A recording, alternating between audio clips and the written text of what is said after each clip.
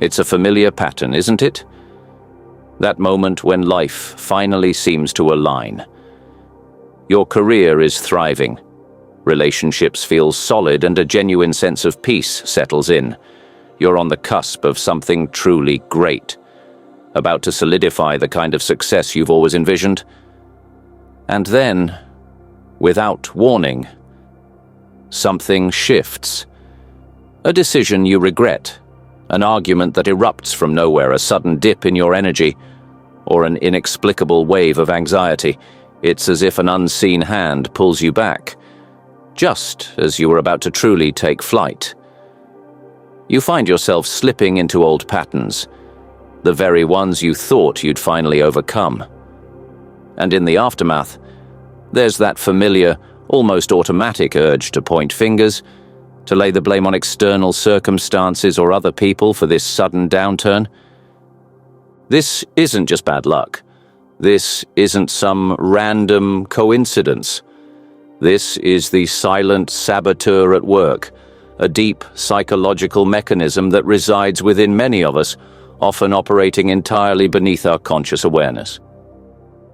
It's the phenomenon of self-sabotage, especially when we find ourselves approaching or even surpassing a certain comfort zone of well-being. It's the uncomfortable truth that sometimes the biggest barrier to our sustained success isn't external adversity, but an internal thermostat calibrated to a familiar, often lower level of happiness and achievement.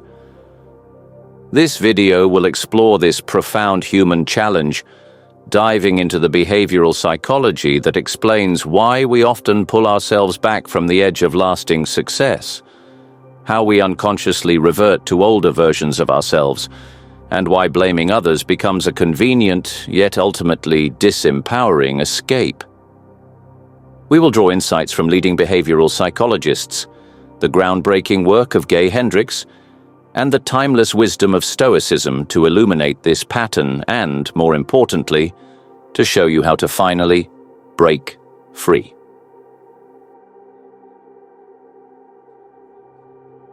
To truly understand this silent saboteur, we must turn to the work of Dr. Hendricks, particularly his seminal concept, the upper limit problem. Hendricks posits that each of us possesses an internal thermostat, a subconscious setting that dictates how much love, success, and well-being we believe we are allowed to experience.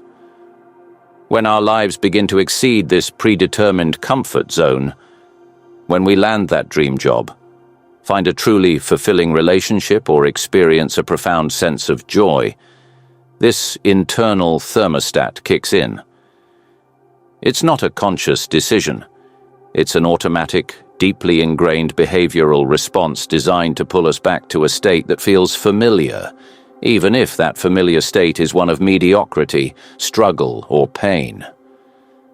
This mechanism is a prime example of unconscious conditioning. Our brains, seeking predictability and safety, interpret sustained high levels of positive experience as a threat. Why? Because this internal limit was often set in childhood, shaped by the beliefs we absorbed from our environment. Perhaps we were taught that too much happiness leads to a fall, that success breeds envy, or that we are fundamentally unworthy of sustained good fortune. These messages, whether explicit or implicit, become deeply embedded behavioral programs. When reality contradicts these programs, the unconscious mind generates discomfort, fear, or guilt, prompting us to engage in self-sabotaging behaviors to restore the familiar, safe balance. It's a powerful, almost gravitational pull back to what we know, even if what we know is less than what we deserve. Recognizing this internal thermostat is the first critical step in reprogramming it.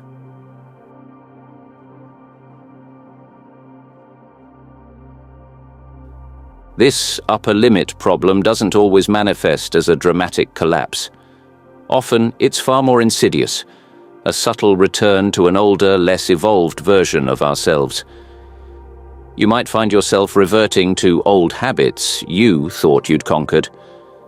procrastination, unhealthy eating, excessive spending, or even destructive relationship patterns.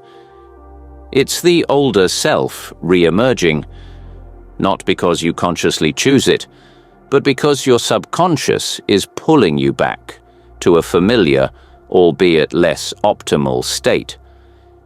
This regression is a behavioral response to the discomfort of sustained positive change. And then there's the blame. When things go south, it's incredibly tempting to point fingers. The economy, your boss, your partner, the traffic, the weather, anything and anyone but yourself. This externalization of blame is a powerful defense mechanism, a behavioral strategy to avoid confronting the uncomfortable truth that the sabotage might be originating from within. It's easier to believe that external forces are conspiring against you than to acknowledge that you might be unconsciously orchestrating your own downfall. This blame game, while offering temporary relief from self-responsibility, ultimately disempowers you. It keeps you trapped in a cycle of victimhood, preventing you from identifying and addressing the true source of the problem. Behavioral psychology teaches us that blaming others reinforces a passive stance, hindering our ability to learn, adapt, and take control of our own reactions and outcomes. It's a learned behavior that needs to be unlearned if you are to truly break free from this cycle.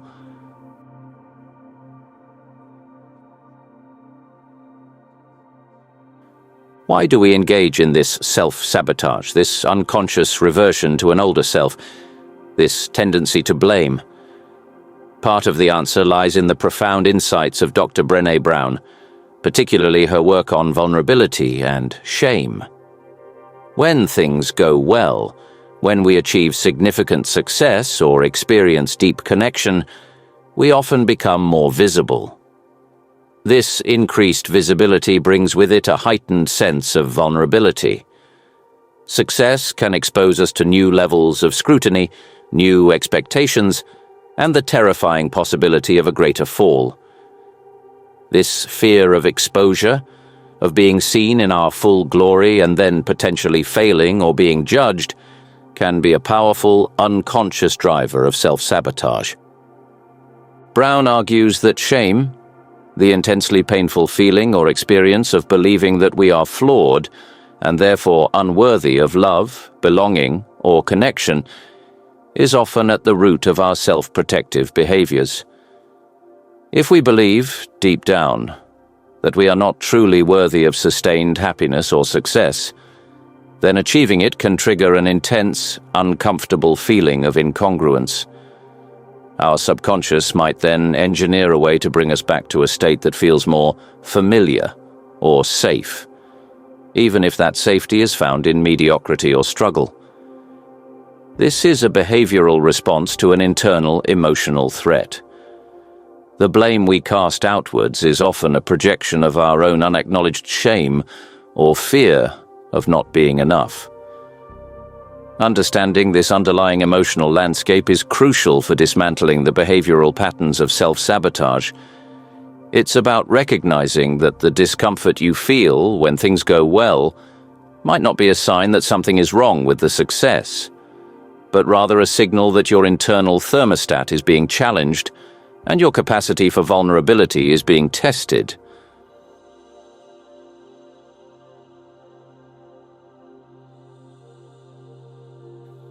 Against the backdrop of these behavioral patterns and unconscious fears, the timeless wisdom of Stoicism offers a powerful antidote.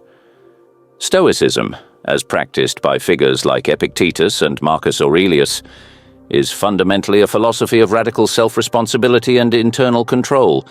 It teaches us to distinguish between what is within our power and what is not. Our thoughts, our judgments, our reactions and our actions are entirely within our control. External events, the opinions of others, and the vagaries of fortune are not. When we blame others or external circumstances for our setbacks, we are, from a Stoic perspective, giving away our power. We are making ourselves victims of external forces. rather than masters of our internal world. The Stoics would argue that the problem is never the event itself, but our interpretation of it. The self-sabotage, the reversion to an older self, the blame. These are all internal reactions, and thus within our control. By consistently practicing this distinction, by focusing our energy solely on what we can influence, we begin to dismantle the very mechanisms that allow self-sabotage to take root. This is a behavioral practice, consciously choosing your response, even when the unconscious urges you to react in old, familiar ways. It's about cultivating an inner fortress, an unshakable mind that is impervious to the chaos of external events and the insidious whispers of self-doubt. The Stoic path is one of profound self-awareness and unwavering commitment to virtue, a commitment that leaves no room for the subtle art of self-sabotage.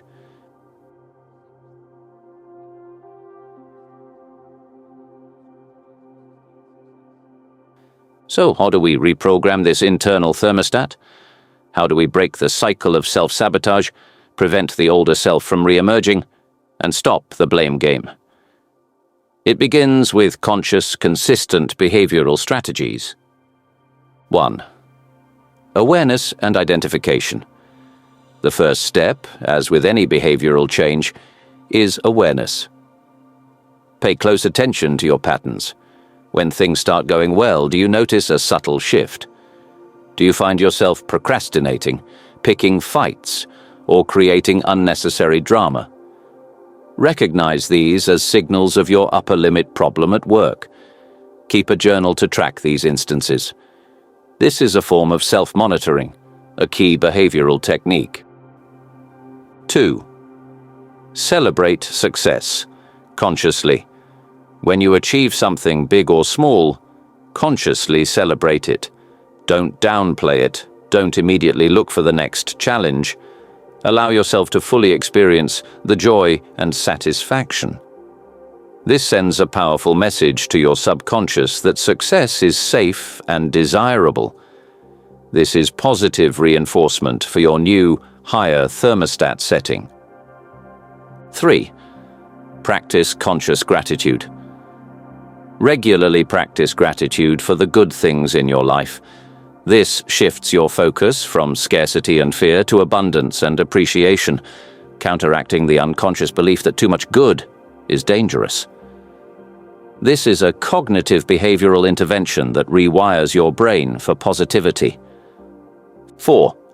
Identify and challenge limiting beliefs. Delve into the origins of your upper limit. What messages did you receive in childhood about success, money, love, or happiness? Are you carrying unconscious beliefs like, "I don't deserve this," or "It's too good to be true"? Once identified, challenge these beliefs using cognitive restructuring techniques. Ask yourself, is this belief truly serving me? What evidence do I have for it? What would a more empowering belief be? 5. Embrace discomfort. Growth happens outside your comfort zone. When you feel the urge to self-sabotage, recognize it as a signal that you're pushing past an old limit. Instead of retreating, lean into the discomfort. This is a form of exposure therapy for your comfort zone. The more you tolerate the discomfort of sustained success, the more your thermostat will expand. 6. Take radical responsibility. Embrace the Stoic principle of radical self-responsibility.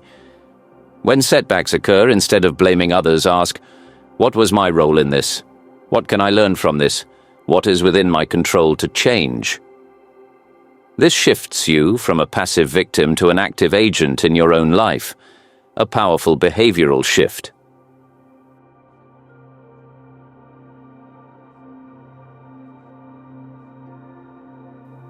The journey from self-sabotage to sustained success is not a linear one.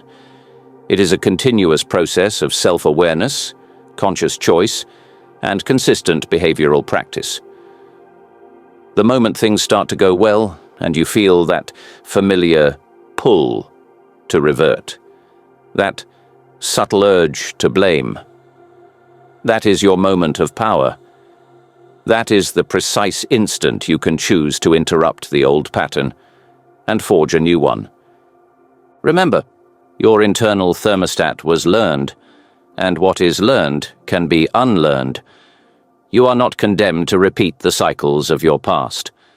By understanding the behavioral mechanisms at play, by embracing the vulnerability that comes with true success, and by adopting the radical self-responsibility of the Stoics, you can expand your capacity for joy, abundance, and fulfillment far beyond any artificial limit. Stop bringing your older self back. Stop blaming others. Take ownership of your inner world and watch as your external reality transforms to match your expanded capacity for greatness. The path to sustained success is not about avoiding challenges, but about building the internal fortitude to meet them, to learn from them, and to continue your ascent without unconsciously pulling yourself back down. Your highest potential awaits beyond the upper limit. Will you choose to claim it? What is one specific self-sabotaging behavior you will commit to identifying and interrupting this week? Share your insights and commitments in the comments below. Your journey to sustained success begins now.